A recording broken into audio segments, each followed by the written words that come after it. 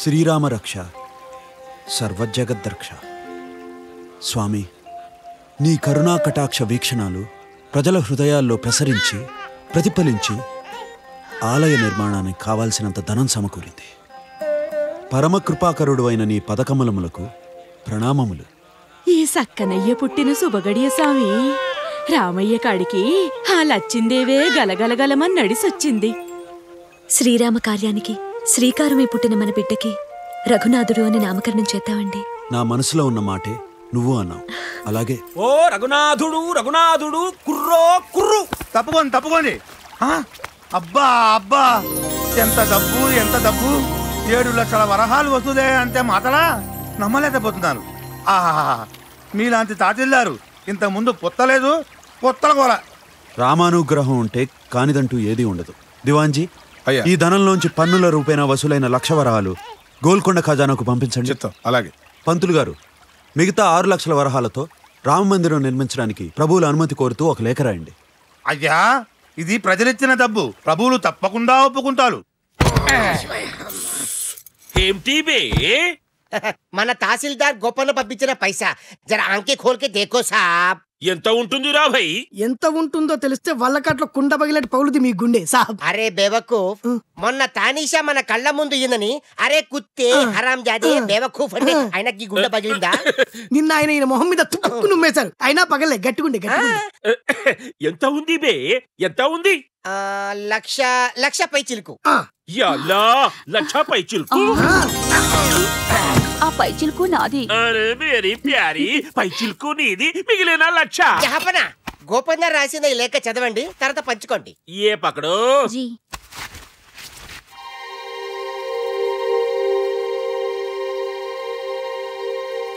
हमको ప్రభువుల అనుమతి కోరుతూ గోపన్న తహసీల్దార్. అనుమతి కావాలి బే, అనుమతి. అబే ఇది లేక తానిషా సాబ్ కి చేరితే కదా నీకు అనుమతి ఇచ్చేది. అరే గోపన్న, నీకి నీ పెళ్ళాంకి చుట్టూ కింద పుట్టిన నీ కొడుక్కి ఇదే మాదిరి కలిసి పారేస్తా. ఇప్పుడే పాలు తాగాడు, మళ్ళీ ఎందుకు ఏడుస్తున్నాడు? లేదు నాన్న, లేదు నాన్న. జోజో జోజో జోజో జో, ఊరుకోమ్మా, ఊరుకో నాన్న. లేదు నాన్న. అల్లా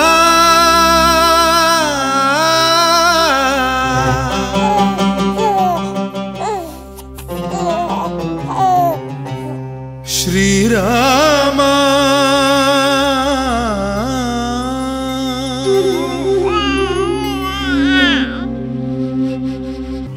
శ్రీకరమైన శ్రీరామ గానంతో మా అందర్నీ పులకరింపజేశారు. మీ ఉభయుల్ని చూస్తుంటే ఉత్తర దక్షిణ ధృవాలు కలిసినట్టున్నాయి. శిశుర్వేత్తి పశుర్వేత్తి వేత్తిగాన రసం పణిహి అనే మాటను మీ మధురగానంతో రుజువు చేశారు. మీరు నన్ను కబీర్ అంటారు. శ్రీరామ హృదయమే నా చిరునామా. మహమ్మదీయుల్లా ఉన్నారు. మా రామభక్తి మీకెలా అబ్బింది? వీరి తాతగారి పేరు కూడా కబీరే. ఆయన దయ వల్లే ఆ రామనామం భజించటం వీరి వృత్తిగా ప్రవృత్తిగా మారిపోయింది. అయినా నింగికి నేలకి నీటికి నిప్పుకి గాలికి ఈ కులమతాలు కుమ్ములాటలు ఉండవు. పంచభూతాత్మకుడైన ఆ రామచంద్రుణ్ణి భజించడానికి మనం కల్పించుకున్న ఈ అడ్డుగోడలు అడ్డమవుతాయా? ఆహా, మీలాంటి సత్పురుషుల దర్శనంతో జన్మ ధన్యమైంది. దయచేయండి, దయచేసి మా ఇంటిని మీ పాదధూళితో పావనం చేయండి. హేరా రండి. కమలా, కమలా, మహాపురుషులు వచ్చారు. పాద ప్రక్షాళనకు నీళ్లు తీసుకురా. దయచేయండి, ఇదే మా ఇల్లు.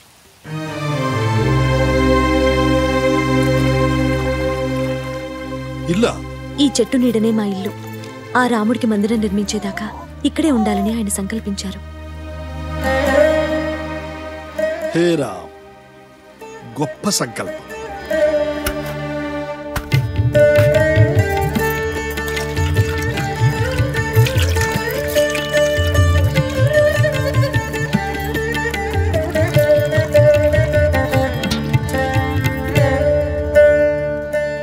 ఏ సంకల్పాన్నైనా సిద్ధింపజేసే కల్పకం శ్రీరామ తారక మంత్రం.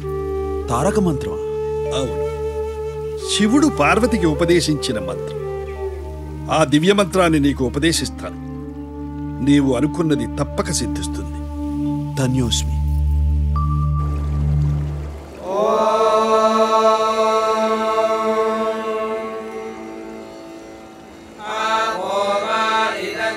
శ్రీరామ రామ రామేతి శ్రీరామ రామ రామేతి రమే రామే మనోరమే రమే రామే మనోరమే సహస్రనామ తత్తుల్యం సహస్రనామ తత్తుల్యం రామనామ వరాననే రామనామ వరాననే.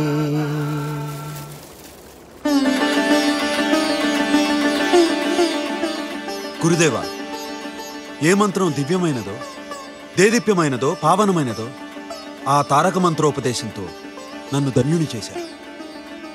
ఈ మంత్రాన్ని ప్రజలందరితో పలికిస్తాను. శ్రీరామకోటి రచనకు శ్రీకారం చుట్టిస్తాను.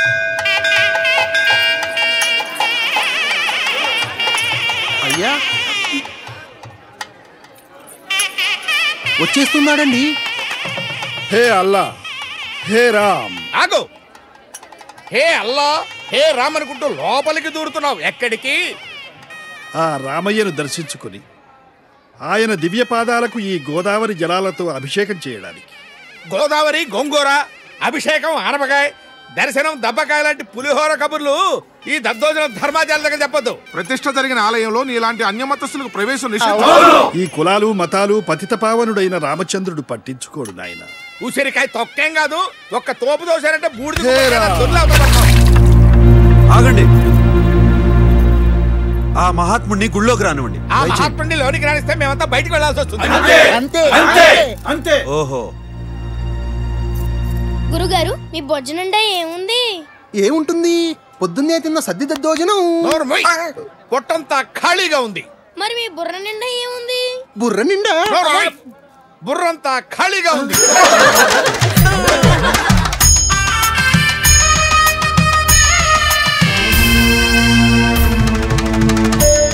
మహాత్మా, మిమ్మల్ని రామయ్య దగ్గరకు వెళ్ళలేకపోతేనే రామయ్య మీ దగ్గరకు వచ్చాడు.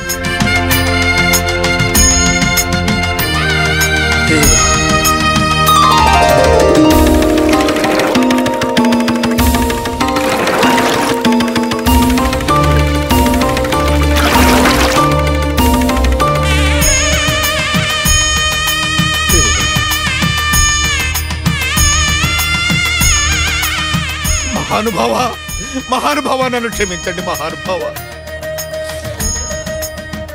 ఇంత మహానుభావులైన మిమ్మల్ని తోలనాడి అపచారం చేశాను, నన్ను మన్నించండి. జై శ్రీరామ్. జై శ్రీరామ్. జై శ్రీరామ్. జై శ్రీరామ్. జై శ్రీరామ్.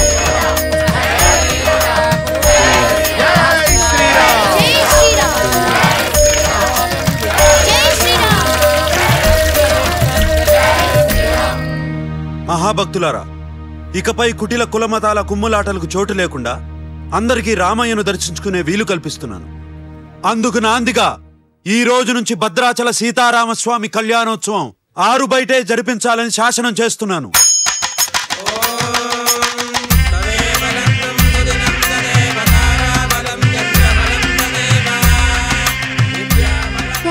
రఘునాథ, బొమ్మలకు కూడా ఇలా పెళ్లి చేస్తారా? అవి బొమ్మలు కావు, సీతారాములు.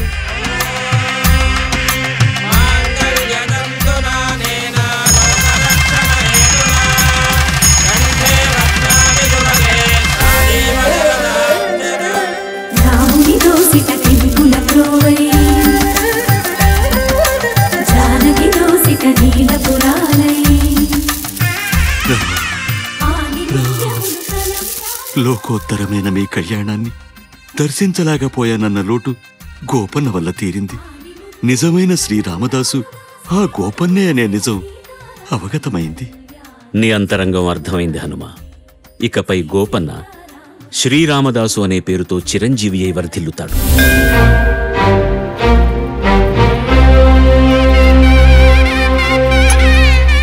గోపన్న, మన రఘునాథుడు గంజిగుంటలో పడిపోయి మనల్ని విడిచిపెట్టి వెళ్ళిపోయాడయ్యా.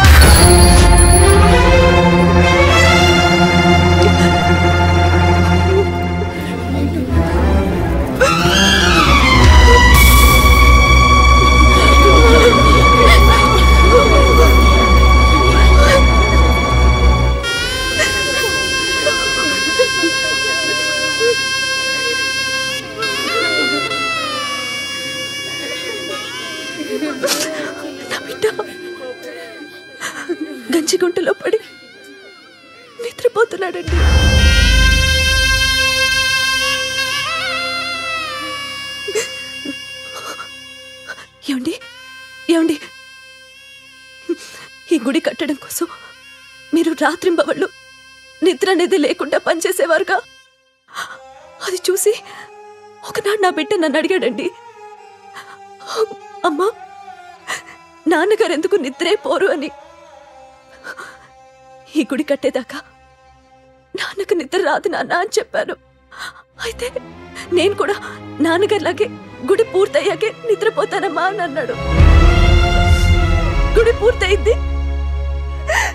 నా బిడ్డ నిద్రపోతున్నాడండి.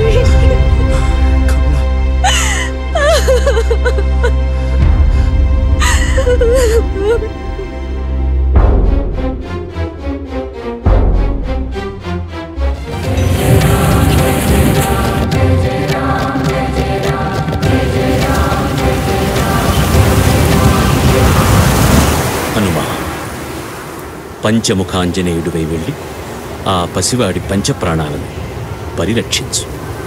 ఆజ్ఞ.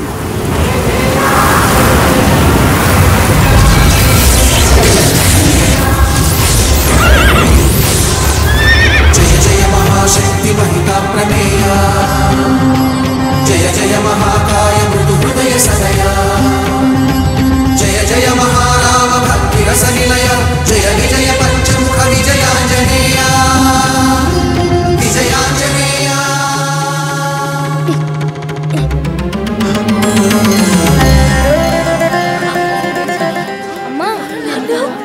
రఘునాథ, ఆ కోసలరాముడు ఇక్కడే కొలువై ఉన్నాడు అనడానికి ప్రత్యక్ష నిదర్శనం. ఈ పవిత్ర స్థల మహత్యాన్ని చాటడానికి ఆ భద్రాద్రి రాముడు ఆడిన నాటకం. ముందు ముందు ఈ భద్రాచలం ఒక మహాపుణ్యక్షేత్రమై కోరి కొలిచిన వారి కొంగు బంగారమై అలరారుతుంది. హే రామ్. జహాపనా, మా మట్టేబాయ్ మీకు ఏదో చెప్పాలని వచ్చాడు. బోల్ క్యా బాత్ హై? మీరు తహసీల్దార్ గా పెట్టారే, ఆ గోపన్న గారు చేసే పనులు చూస్తుంటే మన గోల్కొండ గోయిందో గోయిందా అయ్యేలా ఉంది. ఏం చేస్తున్నాడు? దున్నేవాడిదే భూమి అని జనాన్ని లెచ్చగొట్టి విప్లవాలు సృష్టిస్తున్నాడు దేహపన. సర్కార్కి అడవులన్నీ అడ్డం దిడ్డంగా ఆక్రమించుకో అని చెప్తున్నాడంట. వాడే దస్కహతులు పెట్టి రైతులకి పట్టాలు ఇచ్చేస్తున్నాడంట. జమాబందీ పేరుతో ఒకటా రెండా 6 లక్షల వలహాలు వసూలు చేసి మీ అనుమతి లేతుందా? ఏది మీ అనుమతి లేతుందా? లామ మందిలో కట్టేది దేహపన. కట్టేసినాడు.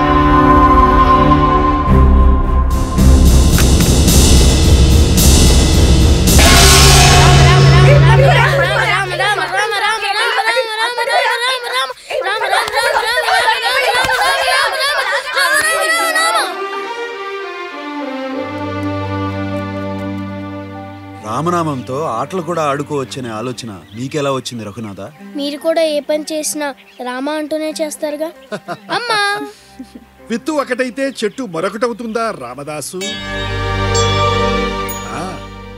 ఆ రామయ్యను నువ్వు గుడిలో పెట్టావట, ఆయనేమో నిన్ను తన గుండెల్లోనే పెట్టుకున్నాడట. అందుకని ఇప్పటి నుంచి నిన్ను రామదాసు అని పిలవాలని ఆయన నా కలలో కనిపించి చెప్పాడు. రామదాసు. శ్రీరామదాస్ గారికి, శ్రీరామదాస్ గారికి, శ్రీరామదాస్ గారికి. కమలా, నేను రాముడు వాడినైపోయాను. నేను శ్రీరామదాసుండని ఆ రామయ్య అన్నాడట. నా జన్మ ధన్యమైంది కమలా, ధన్యమైంది.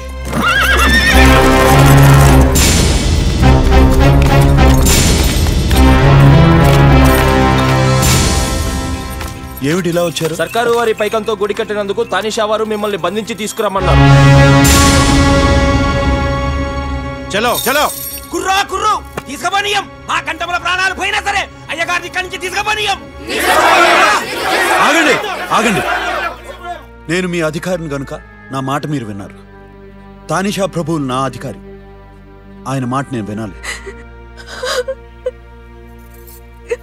కమలా, ఏమిటిది? నేను ఎక్కడికి వెళ్తున్నాన్ని? రాముడి గుడి కట్టినందుకు కృష్ణుడు పుట్టిన చోటుకేగా. నా రామచంద్రుని భద్రంగా చూసుకుంటావు కదా? ప్రతిరోజు గుడిలో పూజలు భజనలు చేయించాలి. ఏం తప్పు చేసినాడయ్యా? ఆ ధర్మరాజుకే ఇంత కట్టం వచ్చింది. ఏం తప్పు చేసినాడు?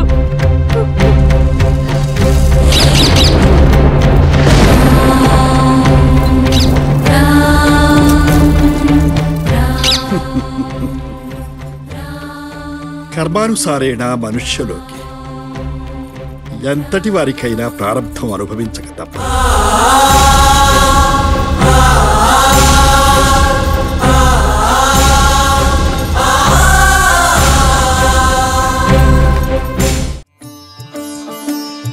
చారు కుంకుమోపేత చందనాను చర్చితాయ హారకటక శోభితాయ భూరి మంగళం విమల రూపాయ వివిధ వేదాంత వేద్యాయ సుజన చిత్త కామితాయ